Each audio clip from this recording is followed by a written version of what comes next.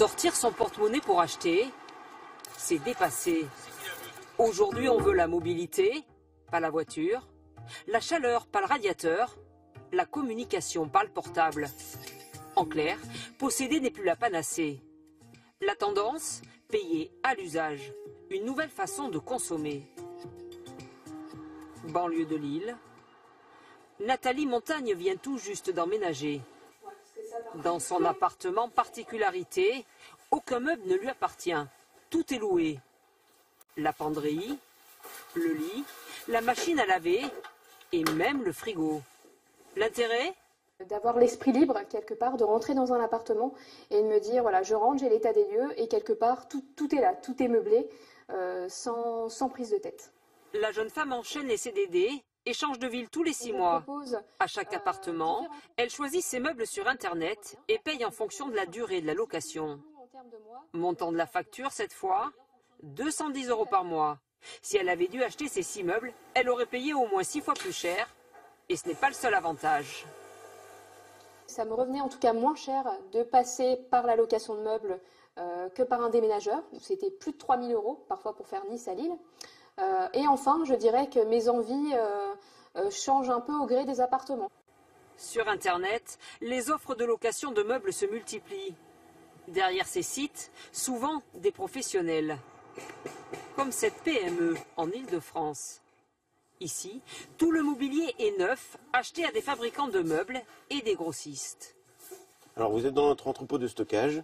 Vous allez retrouver toutes nos pièces d'électroménager qui sont destinées à la location, avec du mobilier. Donc là, on a des canapés ou des meubles de table basse.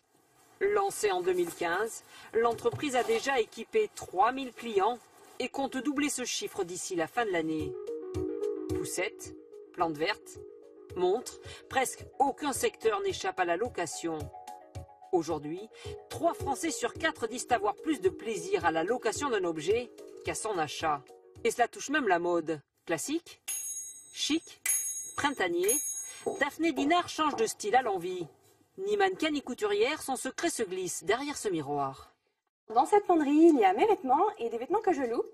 Notamment, j'ai ce pantalon qui peut aller avec ce petit chemisier. J'ai aussi cette robe et celle-là. Aucun de ces 4 vêtements ne lui appartient. Et quand elle veut changer de garde-robe, direction le centre de Paris, dans ce showroom plutôt haut de gamme.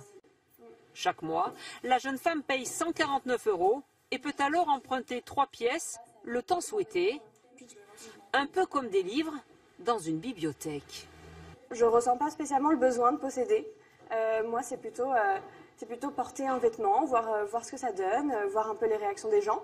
C'est le fait de l'avoir 3 jours et puis je le rends avant de me lasser. Derrière ce concept, c'est 2 sœurs. Leur modèle repose sur les volumes. Plus on a d'abonnés, plus le stock tourne et plus on est rentable.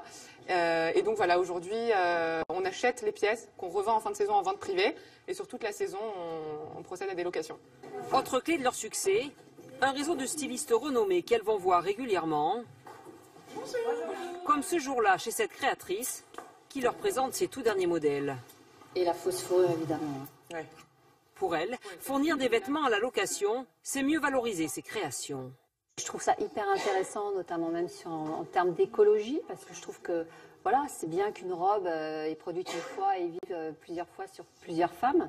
Un modèle prometteur. Aux États-Unis, le site dont se sont inspirées les 2 sœurs compte près de 5 millions de clientes.